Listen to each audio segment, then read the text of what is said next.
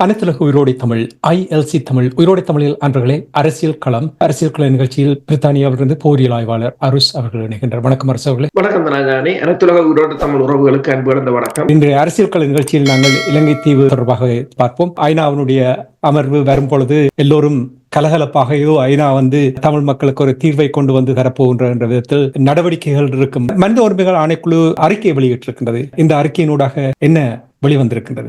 வளமையாக மனித உரிமைகள் ஆணைக்குழுவினர் இந்த மார்ச் மாதத்தில் இடம்பெறுகின்ற ஐக்கிய நாடுகள் சபையின் மனித உரிமைகள் ஆணைக்குழுவின் கூட்டத்தொடர்ல அவைகள் வாய்மொழி மூல அறிக்கை தான் வெளியிடுறவை. செப்டம்பர் மாதம் தான் ஏதாவது தீர்மானங்கள் அல்லது அறிக்கைகள் வருவதென்றால் செப்டம்பர் மாதம் தான் வருவதுண்டு.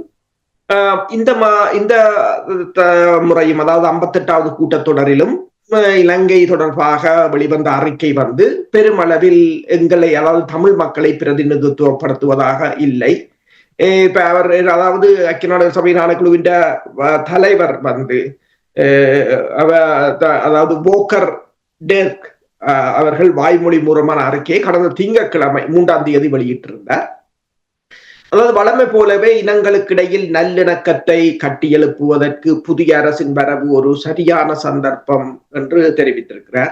அதே சமயம் அனைத்துலக சமூகத்தை ஏமாற்றும் நோக்கத்துடன் இலங்கை அரசுகள் காலங்காலமாக அமைத்து வருகின்ற உண்மை மற்றும் நல்லிணக்க ஆணைக்குழு, காணாமல் போனோர் அலுவலகம் போன்றவற்றையும் அவர் வரவேற்றிருக்கிறார். அதே சமயம் இலங்கையில் தேசிய ஒற்றுமையை மேம்படுத்துவதற்காக தாங்கள் பாடுபடுவதாக தெரிவித்திருக்கின்ற அனுர திசநாயக்க அரசின் கொள்கைகளையும் அவர் பாராட்டியிருக்கின்றார். உயிர்த்த ஞாயிறு தாக்குதல் குறித்து புதிய அரசு மேற்கொள்ளும் விசாரணைகளை பாராட்டியிருக்கின்றார். கடந்த காலத்தில் ஏற்பட்ட மனித உரிமைகள் மீறல்கள் குறித்த சுயாதீன விசாரணைகளுக்கும் அவர் வலியுறுத்தி இருக்கிறார். வளர்ந்து காணாமலாக்கப்பட்டோர் தொடர்பில் அதன் நடைமுறைகளை மீண்டும் இலங்கை அரசு அமைத்துள்ள சேத்திரனற்ற காணாமல் போனோர் அலுவலகத்திடம் ஐக்கிய நாடுகள் சபை இந்த முறையும் விட்டுவிட்டிருக்கின்றது. பயங்கரவாத தடுப்பு சட்டம், நிகழ்நிலை காப்பு சட்டம் ஆகியவனை திருத்தப்பட வேண்டும் என்று தெரிவித்திருக்கின்றார். அது நீக்கப்படுவதை விடுத்து அதை திருத்தப்பட வேண்டும், அல்லது அதுக்கு மாற்றாக அனைத்துலக விதிகளுக்கு அமைவான ஒரு சட்டம் கொண்டு வரப்பட வேண்டும் என்று கூறியிருக்கின்றார். வடக்கு கிழக்கில் பொது அமைப்புகள் மற்றும் செயற்பாட்டாளர்கள் மீதான இலங்கை அரசின் கண்காணிப்புகள் தொடர்பிலும் மனித உரிமை மீறல்களில் ஈடுபட்டவர்கள் தண்டிக்கப்படுவது தொடர்பிலும் அந்த அறிக்கையில் சுட்டிக்காட்டப்பட்டிருக்கிறது.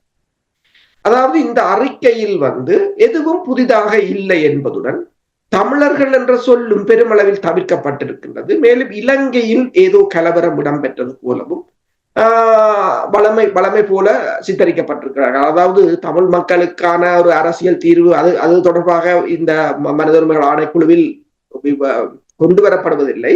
ஆனால் வளமைக்கு மாறாக இந்தியா ஒரு தடவை இந்த மனித உரிமைகள் ஆணைக்குழுவில் 13வது திருத்த சட்டத்தை கூட புகுத்தி இருந்தது. அப்ப நாங்கள் இதுல கதைக்கிறதுல பிழை இல்லை, அரசியல் தொடர்பாக கதைக்கிறதுல பிழை இல்லை. அப்ப வளமை போல, அதாவது கடந்த 14 வருடங்களில் இவ்வாறு மீண்டும் மீண்டும் இலங்கை அரசுக்கு தவணை கொடுப்பதும் புதிய அரசுகளை வரவேற்பதும் என்று சொல்லி கிட்டத்தட்ட உங்களுக்கு தெரியும், 2014ஆம் ஆண்டிலிருந்து கிட்டத்தட்ட 5 அரசு தலைவர்கள் மாறிவிட்டார்கள் இலங்கையில். அப்ப ஒவ்வொருத்தர் வரும்போதும் அவர்களுக்கு தவணை கொடுப்பது போல பாசாங்கு செய்வதும், பிறகு அடுத்த முறை வெவ்வேறு வகையான நடவடிக்கைகளை மேற்கொள்வதும் என்று காலத்தை இழுத்தடிக்கும் நிகழ்வாகத்தான் இதனை பார்க்கக்கூடியதாக இருக்கின்றது. தமிழ் மக்களின் செயற்பாடுகளும் இதில் பெரிதாக இல்லை. குறிப்பாக நீங்கள் பார்க்க போறால் ஒரு தமிழ் இனத்தை அனைத்துலக சமூகம் என்பது ஒரு புறக்கணித்து விட்டதாக அல்லது மறந்து விட்டதாகத்தான் இந்த அறிக்கையின் மூலம் பார்க்கக்கூடியதாக இருக்கின்றது. இது முழுக்க இலங்கையின் நல்ல ஆட்சி, இலங்கை என்ற ஒரு நாட்டின் நல்லாட்சி, நல்ல அதாவது மக்களுக்கான உரிமைகள், மனித உரிமைகளை மதிப்பது, நல்லிணக்கத்துடன் ஒரு இலங்கைக்குள் வாழ்வது என்ற முறையில் தான் இதை அமைந்திருக்கிறதே தவிர இதில் தமிழ் மக்களுக்கு இடம்பெற்றது இனப்படுகொலையோ அல்லது தமிழ் மக்கள் இங்கு அரசியல் ரீதியாக புறக்கணிக்கப்பட்டார்கள், அதன் ஊடாகத்தான் இந்த மனித வன்முறைகள் ஏற்பட்டன, அதன் ஊடாகத்தான் இந்த மனித உரிமை மீறல்கள் இடம்பெற்றன என்பது தொடர்பான எந்த விதமான கருத்துருவாக்கத்துக்கும் அங்கு இடம் இல்லாமல் தான் இருக்கு. ஐநா என்று வரும்பொழுது அரசவர்களே உடனடியாக இணைத்தலைமைகள் குழு வந்து உடனடியாக அது தொடர்பாக ஒரு அறிக்கையை விடுவார்கள். என்ன விதமான அறிக்கையை விட்டிருக்கிறார்கள்? அதே சமயம் நீங்கள் பார்த்தீங்கன்னு சொன்னால் தமது பூகோள அரசியல் நலன்களுக்காக அமெரிக்கா தலைமையில் உருவாக்கப்பட்ட இணைத்தலைமை நாடுகள், இதில் வந்து தற்போது பிரித்தானியா, கனடா, மலாவி, வட மசடோனியா, மொன்டோனீக்ரோ ஆகிய நாடுகள் இருக்கின்றன. அப்ப இது சார்பாகவும் ஒவ்வொரு தடவைகளும் இந்த மனித உரிமைகள் ஆணைக்குழுவில் தீர்மானங்கள் அல்லது கூட்டத்தொடர்கள் வரும்போது அவர்கள் ஒரு சம்பிரதாய பூர்வத்துக்கு ஒரு அறிக்கையை வெளியிடுவதுண்டு. அதே போலவே இந்த முறையும் பிரித்தானியா, வளமையாக பிரித்தானியா தான் இந்த அறிக்கையை வெளியிடுவது. பிரித்தானியாவின் ஐநாவுக்கான தூதுவர் எலியனர் சாண்டர்ஸ் அதான் இந்த அறிக்கையை வெளியிட்டிருக்கிறார். அதிலும் நீங்க பாத்தீங்கன்னு சொன்னால் தமிழ் மக்கள் மீதான இன அழிப்பு அல்லது அவர்கள் மீதான மனித உரிமைகள் மீறல்கள் தொடர்ந்து இடம்பெறும் அடக்குமுறைகள் குறித்து அதில் பெருசாக எதுவும் இடம்பெறவில்லை. மாறாக போக்கரின் அறிக்கையில் போக்கர், அதாவது மனித உரிமைகள் ஆணைக்குழுவின் தலைவரின் அறிக்கையை வரவேற்றிருக்கின்ற இணைத்தலைமை நாடுகள் புதிய அரசை பாராட்டியுள்ளதுடன் காணிகளை விடுவிப்பது, இன நல்லிணக்கப்பாடு, வடக்கு கிழக்கில் இறந்தவர்களை நினைவு கூறுவதற்கு அனுமதிப்பது, வீதி தடைகளை அகற்றுவது குறித்து இருக்கின்றது அதன் அறிக்கையில். இவற்றை புதிய அரசு செய்ய முற்படுவதையும் வரவேற்றிருக்கிறார்கள். இலங்கையின் அரசியல் ஜாப்புக்கு உட்பட்டு அதிகாரங்களை பரவலாக்க வேண்டும், பயங்கரவாத தடுப்பு சட்டத்தை மாற்ற வேண்டும், அதன் மூலம் தடுத்து வைக்கப்பட்டுள்ளவர்களை விடுதலை செய்ய வேண்டும், அனைத்துலக விதிகளுக்கு அமைவாக பொறுப்பு கூறல் மற்றும் இன நல்லிணக்கப்பாடுகளை மேற்கொள்ளப்பட வேண்டும், உள்நாட்டு பொறிமுறைகள் மூலம் காணாமல் போனோர் தொடர்பில் விசாரணைகள் மேற்கொள்ளப்படுவதை ஊக்குவிப்பதாகவும் அந்த அறிக்கை தெரிவித்திருக்கின்றது. அதாவது மீண்டும் அந்த OMB அலுவலகம் என்றது காணாமல் போனோர்களுக்கான அமைக்கப்பட்ட அலுவலகத்தை தமிழ் மக்கள் ஏற்கனவே நிராகரித்திருக்கிறார்கள். ஆனால் அதனை மீண்டும் சேத்திரனற்ற அந்த அலுவலகத்தை இந்த புதிய அரசு சேத்திரனாக மாற்றப் போகிறது என்பதை இவர்கள் மீண்டும் பாராட்டி இருக்கிறார்கள். அதாவது கடந்த ஆண்டு வெளிவந்த அறிக்கையாக இருக்கலாம் அல்லது கடந்த 14 வருடங்களாக வெளிவந்த அறிக்கைகளாக இருக்கலாம். இந்த அறிக்கைகளுக்கும் தற்போது வெளியிடப்பட்ட இந்த 2 அறிக்கைகள், ஒன்று வாய்மொழி மூலமான அறிக்கை, அடுத்ததாக பிரித்தானியா வெளியிட்ட அறிக்கைகளுக்கும் அதிக வேறுபாடுகள் இல்லை என்பதுடன் எந்த விதமான முன்னகர்வுகளும் இல்லை. அதாவது ஒவ்வொரு வருடமும் அந்த கூட்டத்தொடர் ஆரம்பிக்கும் போது கடந்த வருடம் இடம்பெற்றதுல என்ன முன்னகர்வு இடம்பெற்றிருக்கிறது என்பது தொடர்பாகத்தான் பேசப்பட வேண்டும். இன்று அவ்வாறு இல்லை. ஏனென்றால் இலங்கையில் தொடர்ச்சியாக ஒரு ஆட்சி மாற்றங்கள் அல்லது ஏதாவது அரசியல் மாற்றங்கள் நடக்கப்படும் போது இவர்களுக்கு அதை ஒரு ஷார்ட்டாக தொடர்ந்து அதற்குள் இதை கொண்டு போய் நீத்து போக செய்து விடுகிறார்கள் என்பதுதான் முக்கியமானது. அதாவது மேலும் இந்த தமிழ் மக்களின் விவகாரம் உலகில் எங்கும் எந்த ஒரு கவனத்தையும் ஈர்க்கவில்லை என்பது மட்டுமல்லாது, மெல்ல மெல்ல நாம் ஒரு தேசத்துக்குரிய மக்கள் என்பதை இந்த அனைத்துலக சமூகம் மறந்து வருவதைத்தான் இந்த 2 அறிக்கையும் காட்டுகின்றது. எமது இந்த தோல்விக்கு யார் காரணம் என்றால் உங்களுக்கு தெரியும். தங்கள் பெருமைக்காகவும் பெயருக்காகவும் விழா எடுப்பதற்காகவும் இயங்கும் புலம்பெயர் அமைப்புகள், சேத்திரனற்ற தாயகத்து தமிழரசியல் கட்சிகளும் பொது அமைப்புகளும் தான் இந்த தற்போதைய நிலைக்கான தார்மீக பொறுப்பை ஏற்றுக்கொள்ள வேண்டும். நீங்கள் அப்படி கூறுகிறீர்கள். அவர்கள் இரகசியமாக பேச்சுவார்த்தைகள் நடத்துகிறார்கள் என்றெல்லாம் கூறுகிறார்கள். என்றால் எனக்கு புரியவில்லை. 15 ஆண்டுகள் கடந்திருக்கின்ற நேரத்தில் இந்த இரகசிய பேச்சுவார்த்தை எங்கே கொண்டு வந்து விட்டிருக்கின்ற உங்களுக்கு தெரியுமோ எனக்கு எனக்கு தெரியாது. உங்களுக்கு தெரிந்தால் அதை நீங்கள் கூறலாம். இரகசிய பேச்சு என்றது இங்கு ஒன்றும் இல்லை. அவர்கள் ஒரு சிலர் வந்து என்ன செய்கிறார்கள் என்று சொன்னால், அந்த இங்க தாங்கள் வாழும் அரசுகளுக்கு அடிபணிந்து கிட்டத்தட்ட ஒரு அடிமைகளாக, தாங்கள் எந்தவித சுதந்திரமும் மற்றதாக வாய் திறக்க கூட பயப்படுகிறார்கள். அதாவது இனப்படுகொலை என்று சொல்வதற்கே பயப்படுகிறார்கள். சிலருக்கு ஊதியம் கொடுப்பதாக நான் அறிந்தேன் சில காலங்களுக்கு முன்னதாக. அதாவது இப்ப பிரித்தானியா எடுத்திருந்தால் நாடாளுமன்ற உறுப்பினர் ஒருவர் அவர் தன்னுடைய நேரத்தை மினக்கட்டினால் அது ஒரு கன்சல்டன்சி மாதிரி. இவர்கள் அதற்கு ஊதியம் கொடுப்பது போல் கூறினார்கள் என்று எனக்கு கூறினார்கள். இந்த கேள்வியை கேளுங்கள் என்று கேட்டிருந்தார்கள். எனக்கு அதை உறுதிப்படுத்த முடியவில்லை. ஆனால் நான் அப்படி கேள்விப்பட்டிருக்கிறேன். உண்மைதான். ஊதியம் கொடுப்பது என்னென்று சொன்னால், இப்ப அதாவது அவங்களே ஆயுதத்தை கொடுத்து போரை ஆரம்பித்து அங்கு மனித உரிமைகள் மீறல்கள் ஈடுபட்ட பிற்பாடு அது தொடர்பாக விசாரணைகள் என்று அவங்களே இங்குள்ள வழக்கறிஞர்கள் தாங்களாக முன்வந்து தாங்களே அதனை எடுத்து புலம்பெயர் தேசத்து மக்களிடமிருந்து காசுகளையும் கறந்துவிட்டு அதை கிடப்பில் போட்டுவிட்டு அது நடைமுறைக்கு வராது என்றும் தெரியும். எங்கள் நிதியும் போய் எங்கள் உயிரும் போய் உங்கள் தேசமும் போய் என்ற ஒரு நிலைதான். அதை எல்லா பக்கத்தாலும் உங்கள் வடிவாக திட்டம் போட்டு செய்கிறார்கள் பல இடங்களில். இப்ப பாத்தீங்கன்னு சொன்னால் ஒரு தடவை எனக்கு தெரிந்த ஒருவர் இந்த படுகொலை மாணவர்கள் படுகொலை தொடர்பாக சட்டவாளர்களை அணுகிய போது ஒரு தடவை போவதற்கு பல 1000 பவுண்ட்ஸ் கேட்டார்கள் ஒரு தடவை கோர்ட்டுக்கு செல்வதற்கு. ஆனால் அங்கும் போய் அது நீதி கிடைக்காது. ஏனென்றால் டிப்ளமேட்டிக் இம்யூனிட்டி என்றுவார்கள் அல்லது வேறு நாடுகளின் பிரச்சனையை நாங்கள் தலையிட முடியாது என்றுவார்கள். ஏதோ ஒரு வகையில் இந்த தமிழ் மக்களை பொருளாதார ரீதியாகவும் தார்மீக ரீதியாகவும் அல்லது அவர்களின் நிலைமை ரீதியாகவும் முறியடித்து விட வேண்டும் என்பது தான் அவர்கள் செயற்படுகிறார்கள். ஆனால் நாங்கள் இப்ப ஒன்று கேட்கிறோம், இது உங்களுக்கு தெரியும், இந்த அமைப்புகளுக்கோ அதில் செயற்படுபவர்களுக்கோ தெரியும். ஆனால் நீங்களும் தெரிஞ்சு கொண்டு ஏன் ஏமாற்றுகிறீர்கள் என்றதான் கேள்வி. கேள்வி என்னென்று சொன்னால் அவங்க ஏமாற்றுவாங்க, அது வேற விடயம். இணைத்தலைமை நாடுகள் அறிக்கை இதை கொண்டு வருகிறது என்னென்ற தீர்மானத்தை, அது அவங்கள பிரச்சனை, அது அவங்க கொண்டு வருவாங்க. ஆனால் அவங்கள் கொண்டு வருவதை தமிழ் மக்களுக்கு ஏதோ தீர்வு வருவதாக கூறி நீங்கள் வேலை செய்வது போலதாக கூறி நீங்கள் தொடர்ந்து நீங்கள் ஏமாற்றுவதுதான் தமிழ் மக்களால் மன்னிக்க முடியாத ஒரு குற்றமாக பார்க்கிறோம். இது உதாரணமாக பார்க்க போனால் இந்த 2 அறிக்கையை நீங்கள் உற்று நோக்கினால் இந்த அனைத்து அமைப்புகளும் புலம்பெயர், ஏனென்று சொன்னால் இது தாயகத்தை விட புலம்பெயர் அமைப்புகள் தான் இதில் கூடுதலாக பணியாற்றி இருக்க வேண்டும்.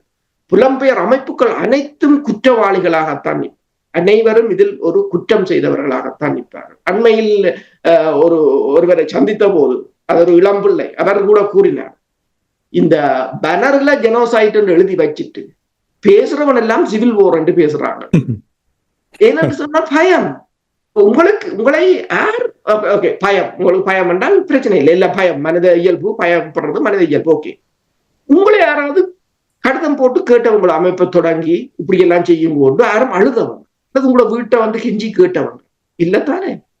இப்ப நீங்கள் போய் அதுக்குள்ள நீங்கள் உங்களால இயலும் என்றுதானே அதுக்குள்ள போனீர்கள். அப்ப எலுமென்று போயிட்டு விட்டு நீங்கள் பயந்து நொடுங்கி கொண்டு நிற்கிறது என்று சொன்னால் அந்த இடத்தை விடுங்கள் என்றுதான் கூறுகிறார். எத்தனையோ இப்படி இப்ப என்னோட கதைத்தவர்கள் மாதிரி எத்தனையோ இளைஞர்கள் துணிச்சலாக நேருக்கு நேர், அதாவது ரஷ்யாக்காரன் ஒன்று சொன்னவன், நாங்கள் பல தடவை இது கூறியிருக்கிறோம். ரஷ்யா ஒன்று சொல்லுவார், புட்டின் ஒன்றை சொல்லுவார், பெஸ்டுடன் எப்படி பேச வேண்டும் என்ற, எந்த மொழியில் பேச வேண்டும் என்று தங்களுக்கு மட்டும்தான் தெரியும். தங்களிடம் விட்டு விடுவார்கள் தாங்கள். அதே போல இளம் ஆட்களுக்கு தெரியும் பெஸ்டுடன் எப்படி பேச வேண்டும் என்று, அல்லது நாடாளுமன்ற உறுப்பினர்களை எப்படி கையாள வேண்டும் என்று சொல்லி பல இடங்களை நான் பார்த்திருக்கிறேன். அந்த இளைஞ சமுதாயம் பல இடங்களில் அவங்களை தோற்கடித்திருக்கிறது அல்லது அவங்களை வாயடைக்க செய்திருக்கு, கேள்விகளாலும் பல சந்தர்ப்பங்களை பார்க்கிறேன். ஆனால் அதற்கு நீங்கள் வழிவிட வேண்டும். நீங்கள் அதனை மறைத்து வைத்துக் கொண்டு நீங்கள் அவர்கள் இங்க படித்தது இங்கத்தை சட்டம் எல்லாம் தெரிந்த பிள்ளைகளுக்கு நீங்கள் பயம் காட்டுகிறீர்கள், அங்கு போகக்கூடாது இங்கு போகக்கூடாது என்று சொல்லி. இப்ப என்ன, அந்த காசா போர் நடைபெற்ற போதே ஒரு GCSE படிக்கிற இங்க ஒரு பிள்ளைதான் சொன்னது எனக்கு, அங்க அதாவது 50% பிள்ளைகள் 18 வயதுக்கு கீழே என்று சொல்லி, என்றால் எல்லாம் இளம் சமுதாயம், ஒரு இளம் ஜெனரேஷன் உள்ள இடம் என்று அவ்வளவுக்கு அது எல்லாத்தையும் அறிந்து வைத்திருக்கிறது. அப்ப அதுகளுக்காவது வெளிவிடுங்கள். 14 வருஷம் நீங்கள் செய்ததை இந்த 2 அறிக்கையும் தெளிவாக காட்டியிருக்கின்றன. சரி, இனியாவது நீங்கள் கொஞ்ச நாளைக்கு ஓய்வெடுங்கள். உங்களுக்கு வேணுமென்றால் சம்பளத்தை எங்கேயாவது தமிழ் மக்களிடம் வாங்கி தருகும். இந்த இளையவர்கள் தொடர்பாக பேசும்பொழுது இப்போ என்ன செய்கிறார்கள் என்றால் 2-3 பேரை முன்னுக்கு கொண்டு வந்து விட்டு அவர்கள் தான் அதை நடத்துவது போல் இவர்கள் ஒரு மாயை உருவாக்கி கொண்டிருக்கிறார்கள். இளையவர்கள் தான் இப்பொழுது எல்லாம் வழி நடத்துகிறார்கள் என்று. ஆனால் நீங்கள் பார்த்தீர்கள் என்றால் பின்னணியில் இருந்து அவர்கள் தான் முழுமையாக அதை கட்டுப்படுத்தி கொண்டு அவர்கள் தான் என்ன செய்ய வேண்டும், எப்படி செய்ய வேண்டும். ஆனால் நீங்கள் கூறியது போல் அவர்களோடு இவர்களை ஒப்பிட்டு பார்த்தால் இளையவர்களுக்கு கிட்டவே இவர்கள் வர முடியாது. நாங்கள் எல்லோரும் வளர்ந்த அந்த காலகட்டங்கள் வேற. இப்பொழுது இப்ப பாருங்கள், AI என்னத்தையோ எல்லாம் செய்கின்றது. அதை இளையவர்களிடம் கேட்டீர்கள் என்றால் என்ன செய்ய வேண்டும் என்று சொன்னால் அவர்கள் அவர்கள் அதை துல்லியமாக கூறுவார்கள். சமீபத்தில் கூட apprenticeship நிகழ்ச்சி ஒன்றுக்கு ஒரு இளம் அங்கே சென்றிருந்தார். அங்கே சென்றிருந்த பொழுது அவர் கார்த்திகை அந்த மலரை அது எங்களுடைய அடையாளம் என்று அதை கூறியதாக நான் அறிந்திருந்தேன். அப்படி அந்த எளியவர்களுடைய அந்த துடிப்பும் செயல்பாடுகளும் நீங்கள் கூறுவதை நான் உங்களோடு ஒத்துக்கொள்ளுகிறேன். கேள்வி என்னவென்றால், இப்ப நீங்கள் கூறினீர்கள் இந்த ஐநா தொடர்பாக அவர்களுடைய அறிக்கைகளும் அவர்களுடைய இரட்டை போக்குகளையும் நீங்கள் கூறினீர்கள். அது தெரிந்த விடயம். இதில் நான் நினைக்கிறேன் பலருக்கு நம்பிக்கை இல்லை. இருந்தாலும் இந்த அமைப்புகள் சிலர் ஒரு நம்பிக்கையை ஊட்டும் வகையில் மக்களுக்கு அந்த விடயங்களை கூறிக்கொண்டிருக்கின்றார்கள். இப்ப நீங்கள் கூறினீர்கள் முன்னேற்றகரமாக எதையுமே பார்க்க முடியாது என்று நீங்கள் கூறினீர்கள். வேறு என்ன வழிமுறைகள் இருக்கின்றது? இப்ப நீங்க உங்களுக்கு தெரியும் பணிபுரிகிறீர்கள். நான் என்னுடைய வேலையில் நான் ஒரு சிஸ்டத்தை ஆர்கிடெக்ட் ரெசிலியன்சி பில்ட் பண்ணுவோம். அதாவது ஒன்று பிழைத்தால் மற்ற பக்கத்தால் திறந்து வரக்கூடிய வழியை உருவாக்கினால்தான் இந்த கான்டினியூட்டி தொடர்ச்சியாக தடையின்றி இந்த சிஸ்டத்தை இயக்கக்கூடிய விதத்தில் அதை உருவாக்கலாம். அதே தான் இயல்பாகவே மனித வாழ்க்கையிலும் அவ்வாறு தான். எந்த விடயத்தை எடுத்தாலும் ஒன்றில் மட்டும் தங்கி இருக்காமல் இன்னும் ஒரு வழியை கண்டுபிடிக்க வேண்டும். இப்ப இவர்கள் ஐநா என்று பின்னால் திரிவது ஆபத்தான நிலைமை என்று எங்களுக்கு தெரியுது. ஆனால் வேறு என்ன வழிமுறைகள் இருக்கின்றது? எவ்வாறு இதை கையாளலாம் என்று நீங்கள் கருதுகிறீர்கள்? நாங்கள் பலர் இது சில சிம்பிளான விடயம் என்று சொன்னால், இது நகர்த்துவது பூகோள அரசியல் ரீதியாகத்தான் இது நகருது. ஒரு 4 பேப்பரை இவர்கள் படிச்சாலே காணும் உங்களுக்கு நாட்டில் என்ன நடக்கிறதுன்றது தெரிய வரும். நீங்கள் அதே அதாவது என்னன்னு சொன்னால் பல்வேறு நாடுகள் இருக்கின்றன, பல்வேறு தரப்புகள் இருக்கின்றன. இப்ப பாருங்கள், பனிப்போர் காலத்தில்தான் பிரித்தானியாவின் பாதுகாப்பு செலவினம் 8% இருந்தது. 1950களில் 60களில் 8%. அதன் பிற்பாடு மெல்ல மெல்ல குறைந்து, அதாவது 91ஆம் ஆண்டு பனிப்போர் முடிவடைந்த பிற்பாடு, ரஷ்யாவின் சோவியத் ஒன்றியத்தின் வீழ்ச்சிக்கு பிற்பாடுதான் 3% கீழே வந்து இப்போது 2.5% இருக்கு.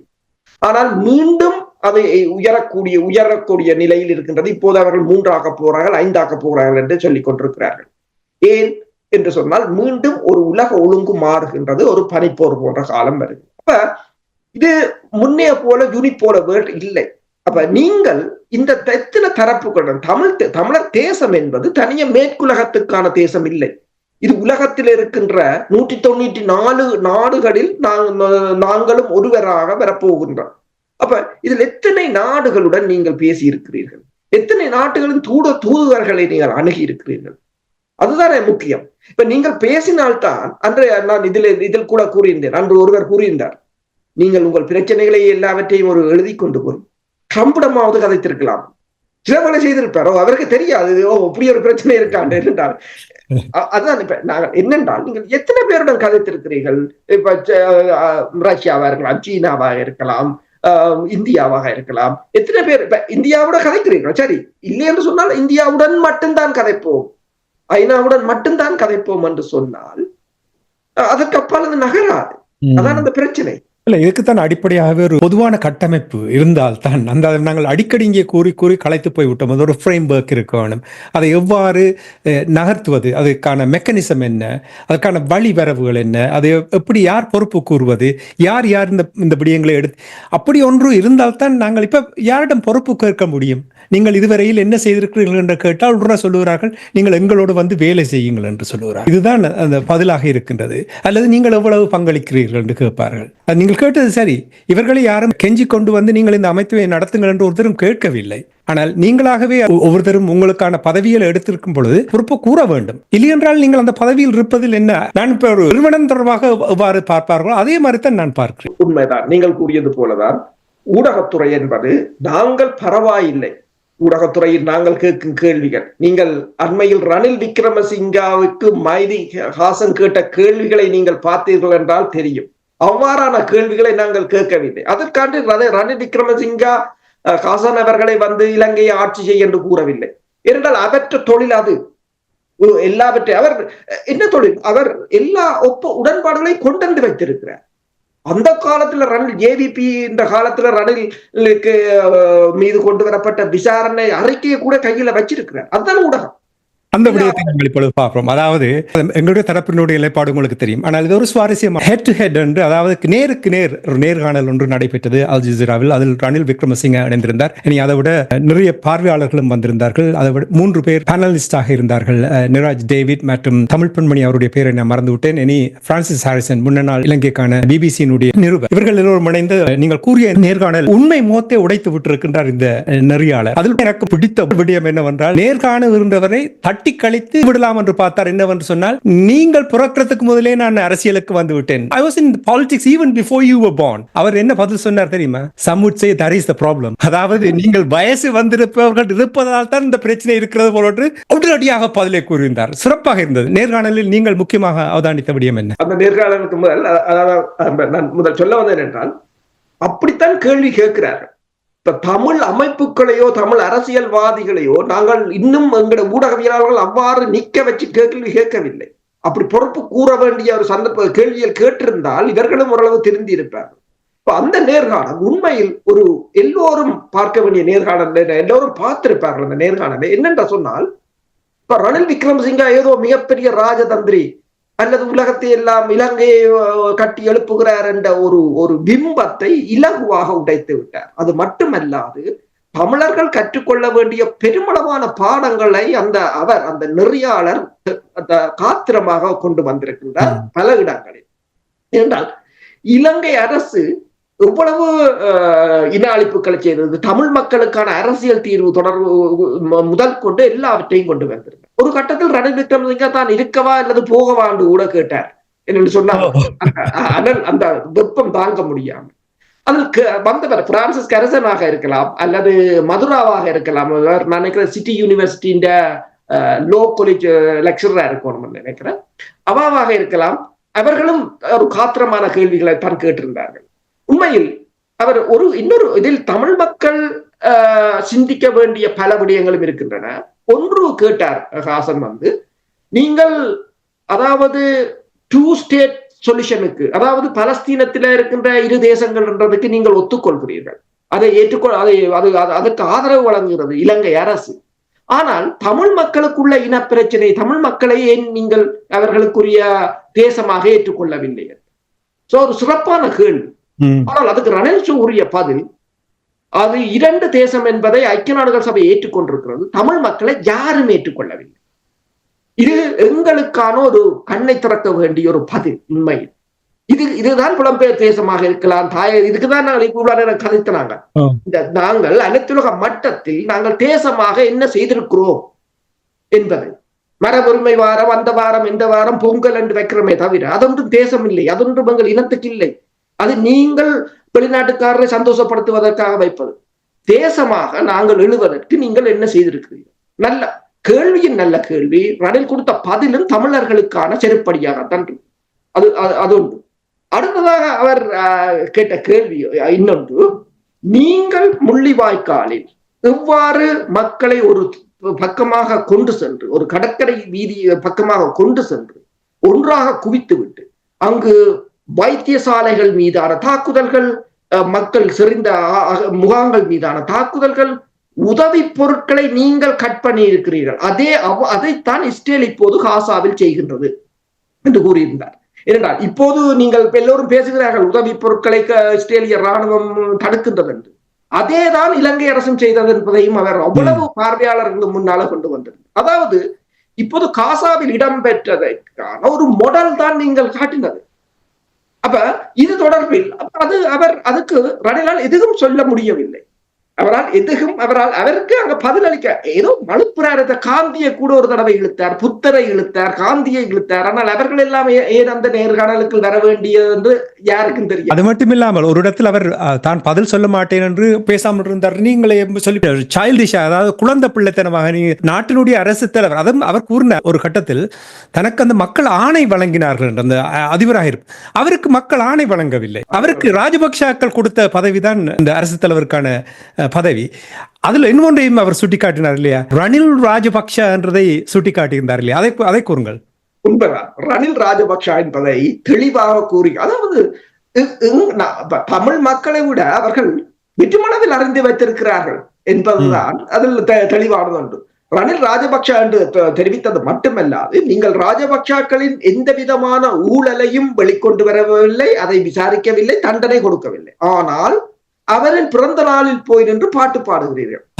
அதாவது அடுத்ததாக அவர் ஒன்று கேட்டார், உள்ளூராட்சி தேர்தலை ஏன் நடத்தவில்லை என்றால், அது அவர் என்னென்றால் உங்கள் ஜாப்பில் இருக்கின்றன, உங்கள் ஜாப்பில் இருக்கிற ஒன்றை நீங்கள் என்ன நடத்தவில்லை, காசு இல்லை. ஆனால் ஃபியூனரலுக்கு போக காசு இருக்கிறது, ஜப்பான் முன்னாள் அதிபர் ஃபியூனரலுக்கு போக காசு இருக்கின்றது, ஆனால் தேர்தல் நடத்துவதற்கு காசு இல்லை. அதே போலதான் 83ஆம் ஆண்டு கலவரம். அப்போ அதை தடுப்பதற்கு அப்போது அமைச்சராக இருந்தார், நாடாளுமன்றத்தில் ரணில் இருந்தார். அதை தடுப்பதற்கு என்ன செய்தீர்கள் என்று சொன்னால், நான் பாடசாலைகளை அமைத்து வருபவர்களுக்கு சாப்பாடு வழங்கி கொண்டிருந்தேன்.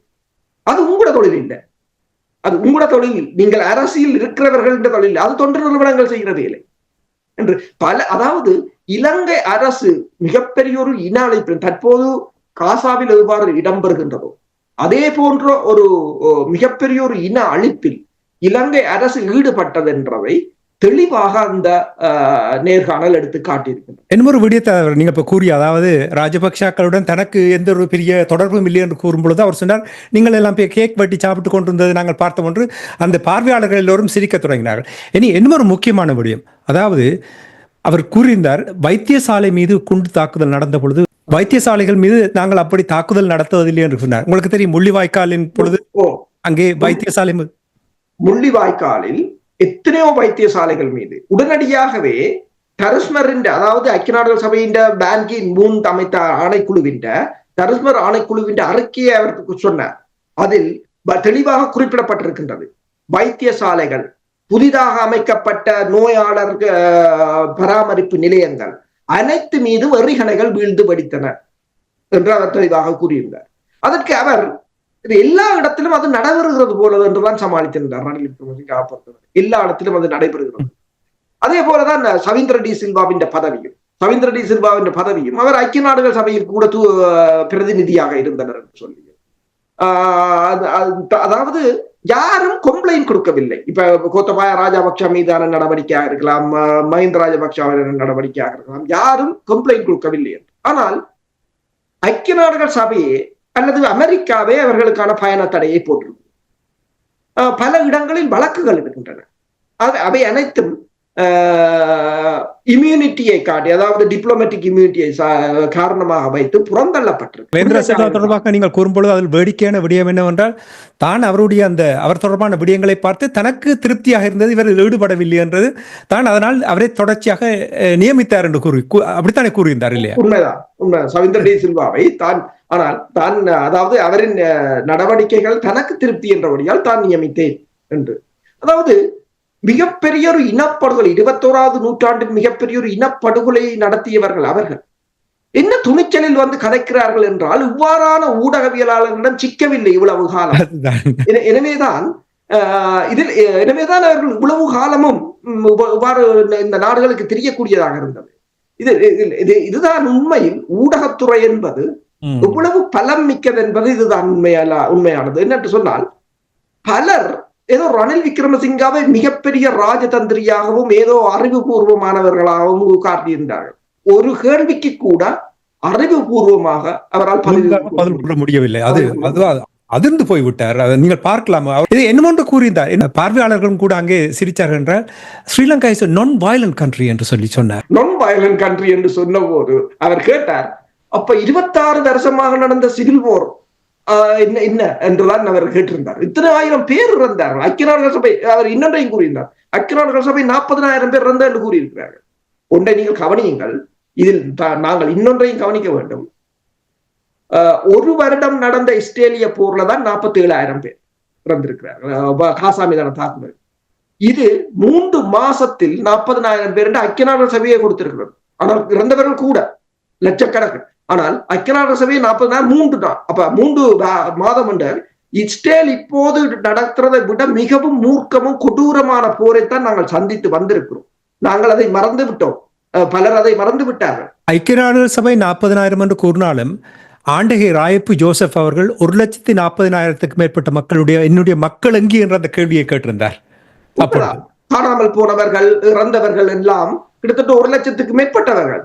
அவர்களின் தரவுகளை கூட சரியாக கண்டறிய சேகரிக்க முடியாதவாறு இலங்கை அரசு செய்து கொண்டிருக்கின்றது. எனவேதான் சிவில் அமைப்புகளாக இருக்கலாம், ஊடகத்துறையாக இருக்கலாம், இன்றும் பெருமளவான இராணுவத்தை கிழக்கில் நிறுத்தி வைத்திருப்பதும் இராணுவ செலவீனத்தை அதிகரிப்பதும் இவ்வாறான தகவல்களை வெளியில் கொண்டு சென்று விடக்கூடாது, வெளிநாடுகளினுடன் இணைந்து தமிழ் மக்கள் ஏதாவது ஒன்றை செய்துவிடக் கூடாது என்பதற்காக. ஏனென்றால் தற்போது உண்மையில் இந்த காசா தொடர்பாக இந்த உலகம் என்ன நடவடிக்கை எடுக்கிறதோ அதை விட மோசமான ஒரு நடவடிக்கை இலங்கை அரசு மீது எடுக்க வேண்டும். அது இதில் இன்னொன்று நான் ஒன்று கூறினேன், இந்த நேர்காணல் தமிழ் மக்களுக்கு 2 முக்கிய விடயங்களை சொல்லியிருக்கிறது. ஒன்றில் ரணில் விக்ரமசிங்கா கூறியது தமிழ் மக்களை எந்த நாடும் அங்கீகரிக்கவில்லை அல்லது ஏற்றுக்கொள்ளவில்லை என்றது ஒன்று முக்கியம். 2வது அவர் ஹாசன் கூறியது போல உங்கள் காசா இனப்படுகொலை முள்ளிவாய்க்கால் இனப்படுகொலையின் ஒரு மொடர், நீங்கள் தான் முதல் அதற்கான காரணம். ஆனால் எத்தனை தமிழ் அமைப்புகள் இந்த காசா இனப்படுகொலை தொடர்பாக வாய் திறந்திருக்கிறார்கள். ஆக இந்த இலக்கும் ILC வானொலியிலும் தவிர எத்தனை தமிழ் ஊடகங்கள் இந்த காசா இனப்படுகொலை தொடர்பாக அதில் கொல்லப்பட்ட மக்களுக்காக ஏதாவது சொல்லி இருக்கிறார்களா? உடனடியாக இந்த காசா போர் ஆரம்பித்த உடனே நாங்கள் அவர்கள் ஒரு பாரபட்சம் இல்லாமல் குண்டு தாக்குதலை வான் தாக்குதலை நடத்தும் பொழுது அதே காட்சியை முள்ளிவாய்க்காலில் பார்த்தது உடனடியாகவே நாங்கள் இங்கே அதை ஒப்பிட்டு காட்டியிருந்தோம், எவ்வாறு அதை அவர்கள் நடத்துகிறார்கள் என்றதை, இல்லையா? உண்மைதான். அப்ப நாங்கள் இவ்வாறான, அதாவது நாங்கள் ஒடுக்கப்பட்டவர்கள், நாங்கள் இன அழிப்பை சந்தித்தவர்கள், நாங்கள் இன்னொரு இன அழிப்புக்கு முகம் கொடுக்கின்ற இனத்துக்கு குரல் கொடுக்காத வரையிலும் எங்கள் குரல் உலகில் கேட்காது. அதுதான் அந்த பிரச்சனை.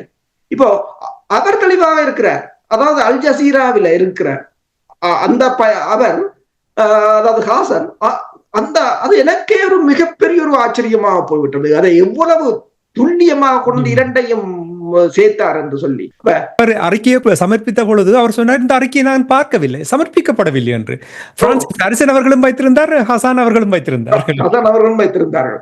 அதாவது அது அந்த மற்ற அறிக்கை நினைக்கிறேன், அந்த ஜேவிபியினர் மீதான வன்முறைகளில் ரணில் விக்ரமசிங்கா அதில் ஈடுபட்டது தொடர்பாக ஒருவர் வாக்குமூலம் அளித்திருக்கிறார்.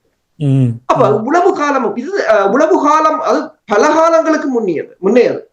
அதை கூட இன்றும் மறத்து கொண்டிருக்கிறார்கள் என்னும் போது இலங்கையில் அமைக்கப்படுகின்ற ஆணைக்குழுக்கள், விசாரணை குழுக்கள் என்ற நம்பகத்தன்மை என்ன? ஒருவர் 6 தடவை பிரதமராக இருந்தவர், 1 தடவை அரசு தலைவராக இருந்தவர், நாட்டின் பொருளாதாரத்தை கட்டி எழுப்பினவர் என்றவர் வந்திருந்த கதைக்கிற கதையை பார்க்கும் போது இலங்கையின் சிஸ்டம் எப்படி இருக்கிறது என்பதை உலகமே அறிந்து கொள்ளும். நல்ல ஒரு நேர்காணல், அது நல்ல வடிவாக தோலெடுத்து காட்டி இருக்கின்றது. இதனை நாங்கள் தமிழ் மக்கள் இதனை மேலும் நாங்கள் கொண்டு வர வேண்டும் வெளியில். அதான் நான் சொல்றேன், காசா பிரச்சனையாக இருக்கலாம் அல்லது அனைத்துலக அங்கீகாரமாக இருக்கலாம். இவ்வாறான ஆணைக்குழுக்கின்ற அறிக்கை உதாரணமாக, சரி, அந்த அதுவும் காசன் இன்னொன்றை கூறியிருந்தார், அந்த சாட்சியம் கூறியவர் அடுத்த நாள் இறந்து விட்டார். அவர் 30 வயதுக்கு மதிக்கத்தக்கவர் தான், சாட்சியம் கூறிய சில நாட்களில் இறந்து விட்டார் என்று அது கூட தனக்கு தெரியாது என்று கூறிவிட்டார். இடைக்கட அவர் சொன்னார், உங்களுக்கு வசதிக்கு ஏற்ற மாதிரி உங்களுக்கு அவர்கள் மீது நம்பிக்கை இல்லை அல்லது மறந்து போனீர்கள்ன்றதை conveniently you are dismissing this என்று அப்படி சொல்லிக் கொண்டிருந்தார். அதை கேட்கும்பொழுது இலங்கை அரசாங்கத்துக்கு அப்பொழுது முழு ஆதரவையும் வழங்கி கொண்டிருந்த நிராஜ் டேவிட் அவர்கள் அங்கே இருந்த பொழுது அவர் கூட தாங்க முடியாமல் சொன்னார், நீங்கள் பிள்ளையான ஆளை இங்கே வைத்திருக்கிறீர்கள், ராஜபக்ஷாவை கொண்டு வந்து அந்த கதிரையில் இருக்க வேண்டும் என்று கூறினார். அதை கூட பார்த்திருப்பீர்கள், இல்லையா? உண்மைதான். அவர் கன்சர்வேட்டிவ் கட்சியில் இருந்தவர். அவரை பொறுத்தவரையில் அவர் ரணிலுக்கு ஆதரவாக வந்தவர். ஆனால் அவராலும் எதையும் அதில் சொல்ல முடியாத ஒரு இக்கட்டான நிலையில் தான் இருந்தார். அவரும் கூறினார், அது ராஜபக்சாக்கள் இந்த செய்ததை நீங்கள் ரணிலிடம் ஏன் கேட்கிறீர்கள் என்று. அதற்குத்தான் அவர் சொன்னால், ராஜபக்சாவின் பேர்த்தையில் தான் இதற்கு பாட்டு பாடிக்கொண்டு நின்றார். அவர் அதே இப்ப இந்த நேர்காணல் முடிந்த பிற்பாடு ரணில் அங்கு போய் இலங்கையில் என்ன கூறியிருக்கிறார் என்று சொன்னால், அந்த நேர்காணலில் வந்திருந்த இருவரும் விடுதலை புலிகள் ஆதரவாளர்கள். யார் என்று சொன்னால் பிரான்சிஸ் கரசனும் நான் ஒரு தடவை ஜஸ்டின் சூகாவை சந்திக்க போன போது பிரான்சிஸ் கரசனும் அங்கு வந்திருந்தார். அப்போது கண்டு கலைச்சிருந்தேன். அவர்கள் இந்த காணாமல் போனோர் விவகாரம் தொடர்பாக கூட அவர்கள் செயலாற்றி கொண்டிருக்கிறார்கள். அவர்களால் இந்த சாட்சியங்களை பதிவு செய்வது பொறுப்பு கூறலுக்காக என்று சொல்லி அந்த ப்ராஜெக்டில வேலை செய்து கொண்டிருந்தார்கள்.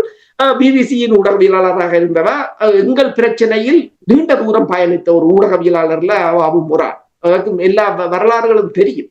ஆனால் இப்ப பிரான்சிஸ் கரசனுக்கு கொண்டு தெரிய வேண்டும், இலங்கை அரசு எப்படி இந்த விடுதலை புலிகள் என்று எல்லாருக்கும் எவ்வாறு சாயம் பூசுகிறது என்றதை இனியாவது அவர் உணர்ந்து கொள்ள வேண்டும். இது யார் கூறினது என்று சொன்னால், இப்ப கோத்தபாயாவோ மஹிந்தாவோ சொன்னால் பரவாயில்லை, எல்லோரும் ஒரு ராஜதந்திரி மிகவும் அனுபவம் வாய்ந்தவர் என்று கூறுகின்ற ரணில் விக்ரமசிங்காவே இப்போது பிரான்சிஸ் கரசனை வந்து விடுதலை புலிகளின் ஆதரவாளர் என்று கூறியது இலங்கை அரசின் சிஸ்டம் எப்படி வேலை செய்கிறதுன்றது உலகத்துக்கு தெளிவாக காட்டும். நிஜமாக நீங்கள் பிரான்சிஸ் அரசன் தொடர்பாக கூறும்பொழுது நான் அவரை உயிரோடை தமிழில் நேர்கண்டிருந்தேன். ஸ்டில் கவுண்டிங் த டெத் புத்தகம், நூலை எழுதியவர் பிரான்சிஸ் அரசன் அவர்கள். அந்த நூல் வெளியிட்ட பொழுது நான் உயிரோடை தமிழில் அவரை நேரடி நிகழ்ச்சியில் நான் நினைக்கிறேன் ஓரிரு உறவுகள் கூட வந்து அந்த கேள்வியை கேட்டிருந்தது ஞாபகம் இருக்கின்றது, நீண்ட ஆண்டுகளுக்கு முன்னதாக. எனவே இவ்வாறான நிலைமைகள், அதாவது இதெல்லாம் ஒரு சாதகமான நிலைமை. அதாவது அந்த ஆட்சியில் இருந்தவர்கள் எவ்வாறு தமிழ் மக்களை திட்டவட்டமாக திட்டமிட்டு இனப்படுகொலை நடத்தியவர்கள். அதாவது 83ஆம் ஆண்டு கலவரம் கூட நடந்ததை நான் ஒத்துக்கொள்கிறேன், நான் தான் ஏதோ எல்லாம் செய்தேன் என்றெல்லாம் கூற வருகின்றார். ஆனால் அது தொடர்பாக என்ன செய்தார்கள்? ஒன்றுமே இல்லை. தொடர்ச்சியாக இனக்கலவரம் என்ற போர்வையில் தொடர்ச்சியாக இனப்படுகொலை நடைபெற்றுக் கொண்டிருக்கின்றது. இன்னும் திறந்த சிறைச்சாலை தான் அங்கே மக்கள் வாழுகிறார்கள். கொஞ்சம் சுதந்திரம் இருந்தாலும் கூட கண்காணிக்கப்படுகிறார்கள் என்று வலிந்து காணாமலாக்கப்பட்டவர்களுடைய அந்த கேள்வியை கூட அவர் தொடுத்த பொழுது, உங்களுடைய அலுவலகத்துக்கு என்ன நடந்தது என்று கேட்ட பொழுது அவர் கூறினார், அலுவலகத்தில் வந்து தங்களுடைய சாட்சியங்களை வழங்கியவர்களுக்கு உளவியல் ரீதியாக அழுத்தம் கொடுக்கும் வகையில் உங்களுடைய இராணுவத்தினரும் புலனாய்வாளர்களும் தொடர்ச்சியாக அவர்களுக்கு அழுத்தத்தை கொடுத்துக் கொண்டிருக்கிறார்கள். அவர்களை தங்களுடைய இயல்பு வாழ்க்கைக்கு திரும்ப விட முடியாமல் வைத்துக் கொண்டிருக்கிறார்கள் என்ற விடயத்தை மிகவும் துல்லியமாக சிறப்பாக அங்கே நிறைய விடயங்கள், நாங்கள் இங்கே பேசுகின்ற நிறைய விடயங்களை அவர் அங்கே சுட்டி காட்டியிருக்கிறார். நீங்கள் கூறுவது போல் மொழிபெயர்த்து எல்லோருமே அறிந்து கொள்ள வேண்டும் என்றால், நாங்கள் வெறுமனவே இங்கே வந்து பேசும் பொழுது நாங்கள் சில வேளைகளில் கூட்டி கதைக்கிறோம் அப்படி இப்படி என்றெல்லாம் சொல்வார்கள். இன்னும் ஒரு இனத்தைச் சேர்ந்த ஒரு ஊடகவியலாளர் இவ்வளவு சிறப்பாக நாங்கள் கூட கேட்காத கேள்விகளை அவருக்கு கேட்டிருக்கிறார் என்றால் இதிலிருந்து நாங்கள் ஒரு அனுமானத்துக்கு வரலாம் என்று நம்புகிறேன். அரசு அவர்களே, இன்றைய நிகழ்ச்சியில் இணைந்து ஐக்கிய நாடுகள் சபையினுடைய அறிக்கை தொடர்பாகவும் இனி ரணில் விக்ரமசிங்காவுடைய இந்த நேர்காணல் தொடர்பாகவும் உயிரோடை தமிழ் உறவுகளோடு பாய்ந்து கொண்டமைக்காக அன்பர்கள் சார்பாக நன்றியை குறிக்கொண்டு மீண்டும் இன்னும் ஒரு நிகழ்ச்சியில் இணைந்திருப்போம். அதுவரைக்கும் நன்றி, வணக்கம். நன்றி, வணக்கம். எமது பார்வையாளர்களுக்கு வணக்கம். மக்களின் குரலாய் ஓங்கி ஒலிக்கும் இலக்கு மின்னிதழ் மற்றும் உயிரோடை தமிழ் வானொலி ஆகிய இவ்விரு ஊடகங்களும் உங்களைப் போன்ற எமது நேயர்கள் நண்பர்களின் ஆதரவிலேயே இயங்கி வருகின்றன. மிக குறைந்த வளங்களுடன் பல இடர்கள் மற்றும் தடைகளை தாண்டி பயணிக்கும் எமது ஊடகங்களின் பணிகள் மேலும் வளர உங்களால் முடிந்த நிதியுதவியை வழங்கி இன்னும் காத்திரமான செயற்பாடுகளை முன்னெடுக்க உதவுமாறு மிகவும் பணிவன்புடன் வேண்டி நிற்கின்றோம். உங்கள் பங்களிப்பு உங்களின் உரிமை குரலாய் ஓங்கி ஒலிக்கும். நன்றி.